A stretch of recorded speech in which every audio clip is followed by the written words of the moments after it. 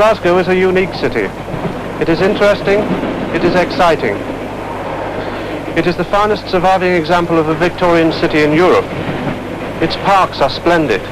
Its museums and art galleries are excellent. It sits on the doorstep of some of the most magnificent scenery, not just in Scotland, but in the world. In the early 1970s, when the Prime Minister visited the city, he was conscious of these virtues. But at the same time, he was conscious of the drawbacks from which Glasgow suffered, of the poor image formulated in the early part of the 19th century, an image which Glasgow still suffers from. It was first impressions which concerned the Prime Minister in particular. The impressions given to the visitor, the industrialist, to the businessman perhaps interested in investment in the city, to the tourist passing through the city to the western coast and the Western Isles or to the Highlands. And so in recognition of the severity of this problem, he made available a special government grant of £5 million to cover a special programme of improvement in the city. This was to run over a period of 5 years. It was the first attempt by a government department to recognise the severity of the problem, and the first attempt and the first real opportunity to assess the impact of the external environment on the man in the street and of the man in the street on the external environment. And this goes whether you're getting up out of bed in Possil, or driving a truck up from Leeds, or just travelling into Glasgow by train.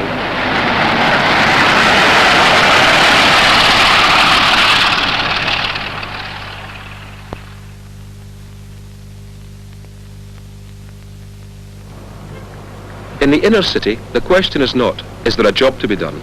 The question is, where do we start? This is London Road, one of the major approaches to the city, traditionally one of the least attractive approaches, and at this particular stage in development, a very poor advertisement for the city. Amid such desolation, it seems impossible to conceive of improvement. But it's the desolation of slum clearance and empty old factory shells that characterises London Road today that makes improvement possible. The solution to the problem of the look of London Road has been greatly helped by the clearance of the old buildings. This has created space along the sides of the road which enables us to set the new building lines back and to plant trees to screen unsightly views or to select good views, and to use the space for car parking or pedestrian walkways. We have accepted the need to cope with freeways and urban concrete, and setting back the building line or using trees to screen the houses from the traffic are not new ideas. So we don't need a breakthrough in thinking about how to improve the look of the city. We do have to rethink our approach to improvement. The moment we accept that the city is an extension of our homes, we can begin to recapture the idea of enjoying the city and being in the city.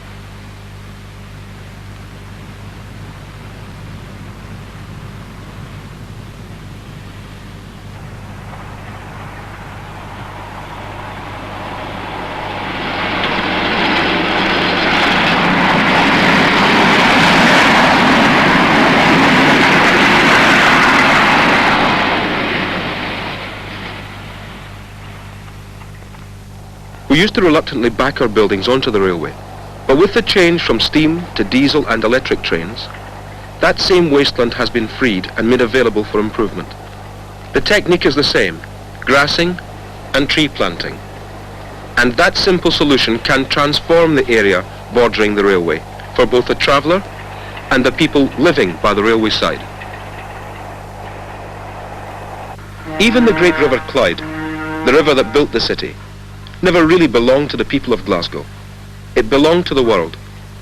And the average Glaswegian rarely had sight of the river until now. The old wooden quay at Broomalaw, where the Irish boats traditionally tied up, is being replaced, and the quayside extended to provide a walkway by the riverside. Fortunately, the citizens will be able to walk on familiar ground. The walkway is being built with Glasgow cobblestones, the traditional floor of the city, dug up from a dozen feet away and reset to form footpaths.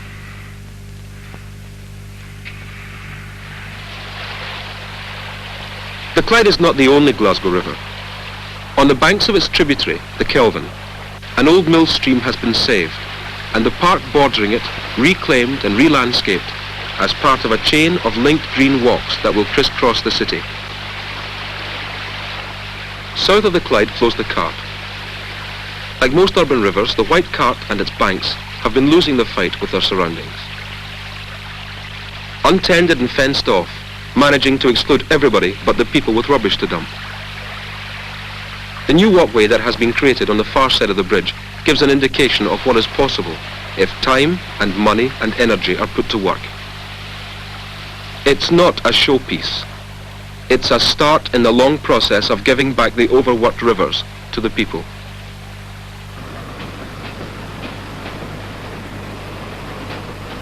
Like Customs House Quay, near where the city had its beginnings, where the boats used to dump sand and gravel for the building trade. When the hammering stops, the music begins. It's regarded as a facelift exercise. But the real problems are to be found not in the magnificent Victorian heart of the city, but where the people live. The Possil area of Glasgow is no different from dozens of other run-down districts, not only in the west of Scotland, but throughout Britain. And the fact that it is so typical made it an ideal starting point for a pilot district plan of environmental improvement. Greater Possil covers an area of 2 to 3 square miles. There are 6,000 homes here and a population of 15 to 20,000 people, somewhere about the size of the city of Perth, and yet without the same social and economic and community facilities. There is a great deal of apathy amongst the tenants here, and the area has already been identified as an area of multiple economic, social and environmental deprivation. The area does qualify for the normal modernisation grants and for those for external improvement. And yet we felt additional finance was necessary. And this is why we made available part of the Special Environmental Fund to overcome the problems here. Traditionally, our building energies have gone into new houses. It was a response to a priority. But it built a flaw into our thinking about how people would want to live. If, after 10 years, the district still looked good, we called it a good scheme. If it looked bad, we could always blame the tenants. Experience shows that if we limit our obligations to providing tenants with a good house, then we will have to accept more and more areas looking like Possil in the future. When these houses were first built in the early 30s and some in the late 1920s, they were considered to be the very best of their kind that Glasgow could provide.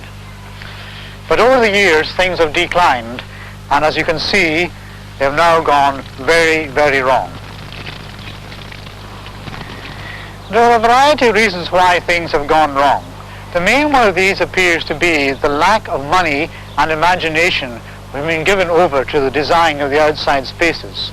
This has resulted in poor drying areas with muddy paths to the bin stores, downtrodden, poorly drained grass which is now littered and strewn with refuse, and here we have broken fences which firmly divided the areas, now leaving the tenants with no identification of their own areas, bad places to look out in and bad places for children to play in.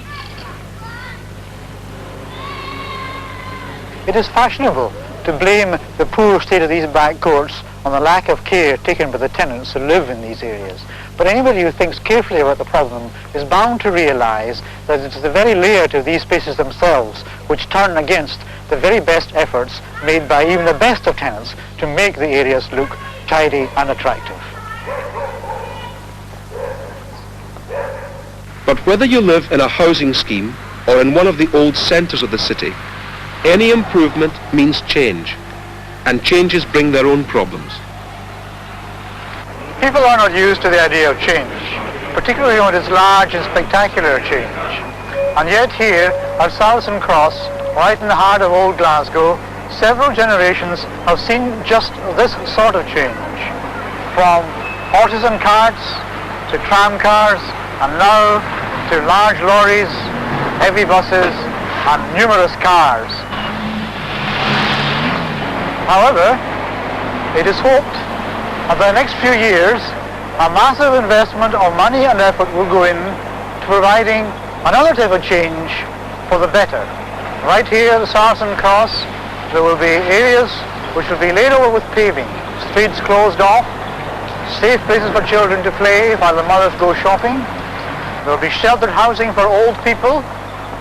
There will even be seats and green trees right here at the Saracen Cross.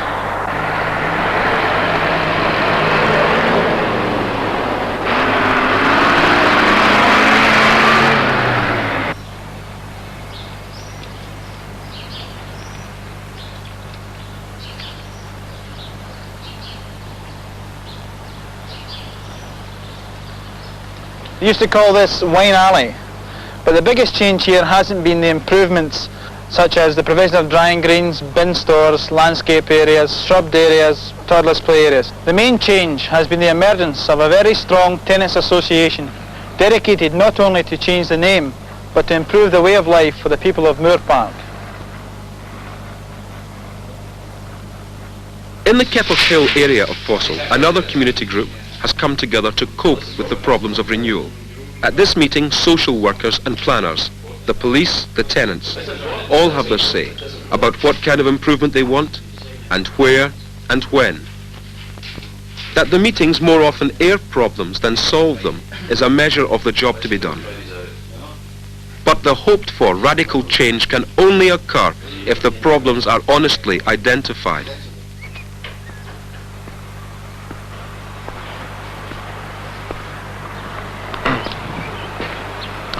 This is the first completed back court in the Keppel area, and it's fairly typical of what is to be seen in all over Fossil Park in the future.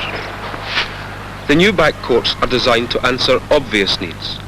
Hard surface drying greens, toddlers play areas.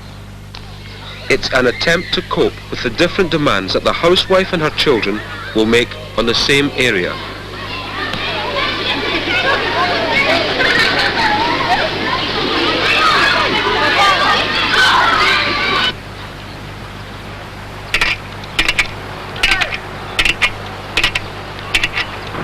Not only have the rear courts of these buildings been modernised, but the houses themselves have also been modernised. During this time, some of the tenants have remained in their own homes, others have moved to temporary accommodation. The coordination of such a project is mammoth, ranging from central government right to the workmen on site. The public utilities, the gas board, the electricity board, the water board, all are involved. Take for instance where I now stand. This will be the responsibility of the cleansing department. I take one step forward, this is the responsibility of the parks department. The chestnut fencing is temporary. It stays until the reseeded grass has established itself. Elsewhere, by creating artificial mounds and using and grouping bushes, the toddlers are held to the paths and steps that lead to their play areas.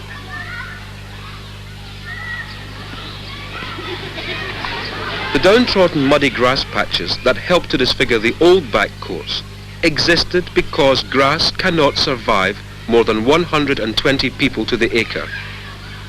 And so it has to be used where it will be least used, and the traditional needs of older kids, like kickabout pitches, provided with hard surfaces.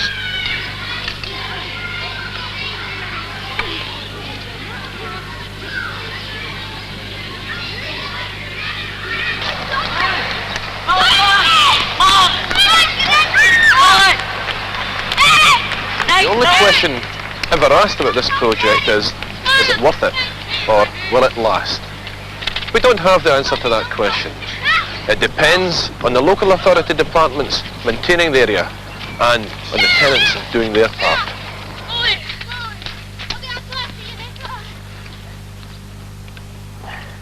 Right, you come up with me and watch this green bit. Keep that going, son. Well done, pal. Right, where do you want the green? Up there. You want the green here? Well, you'll not reach up there, will you? So remember, keep it neat, right? Don't worry about the touching the black. Wait till it dries, right? Just do what I'm doing there, right? Along there like that, right? And then just fill that in, okay? Don't you let any of the white come through. Get rid of that white, okay? On you go. You fill, you paint it. Put the paint on the floor so you don't drop it. All right? Right then, we've got someone else working there, don't we? You get, watch that line up there, watch the black line. And I see some action in here. I want to see that brush going like that, right? Around the edges like that. Make that colour. We'll get another colour in a minute. Alright. What we're trying to do here is, because this is a new situation in Glasgow in the back courts here, and to try and stop graffiti vandalism, we thought it'd be a good idea if we get involved the people who live in this area to take part in it. Because after we're all finished in the area and we all go away, it's still got to be looked after. So I sort of thought I'd get the boys, you know, to do paintings, keep that edge there, like that, right? Keep it going that way. So I thought I'd get them to take part in a painting murals rather than just spraying it with graffiti anyway. And I wanted them to contribute to their own environment. So I got them to do murals. Now you see a helicopter and an Indian and a cowboy and a robot further down there. Well, these were done by these lads here, and now we're more or less completing the wall. So we've got a complete wall, painted wall here, with a sort of general design and their own individual contributions to it, right along the wall here. No one is sure how the business of total environmental upgrading of a district should be handled. It has never been seriously attempted before. For the tenants waiting to be decanted into temporary accommodation, the problems of central funding or city management offer small consolation. Living for months and months on a construction site is only worth it if this new concern for the people and their homes and surroundings is an ongoing concern and does not end with the last worker on the site. I've got over there a pink elephant that I did just as a bit of a humour on these bin store roofs, which are a bit dull. So I did a pink elephant there. And people looked at the window and said, "Oh, hello, what's going on here?" People at that end will think we're all alcoholics down here with pink elephants everywhere. But they accepted it in quite good fun, and it's now working, you know, quite well. I'm trying to get permission to paint gable ends. Well, they're not giving me permission, so I'm building my own concrete gable end and painting it myself, you know. Can't hang about waiting on people's decisions in big offices. I just do it myself. I say, right, put a concrete wall up there and I paint it anyway. So it doesn't matter what, as long as it's done. So there's, as I say, there's going to be sculpture about and in different areas around the thing. Right in the city of Glasgow as well, right in the centre of the city. I was looking at a site yesterday for a mural, big concrete mural right in the centre of Glasgow. But this is the whole idea. Glasgow has got to be made Florence of the North, if you like. It's going to be Florence of the North, and I'm the sort of the Michelangelo of it, you know what I mean? In this new Florence, sculpture and painting are still not the primary arts. The local art form is at least as constructive and a lot more energetic, and it has its own shrine. Every weekend, the once dilapidated Cowlairs Park accommodates 16 football teams on its own pitches. For most of them, this is a home game, and for the first time in a long time, Possil is a place worth identifying with.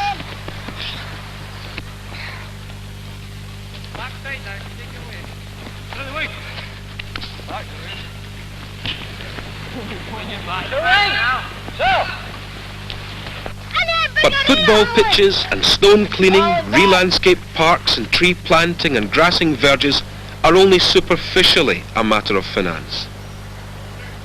If the trees are going to be left to grow, or the walls unlettered with graffiti, then a more fundamental change is required.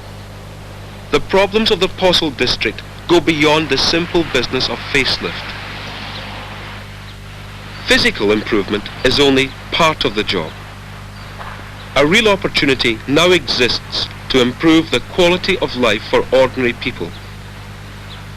But it needs a change in the attitude and commitment of government and local authorities and planners, at least as great as the change they are expecting from the people themselves.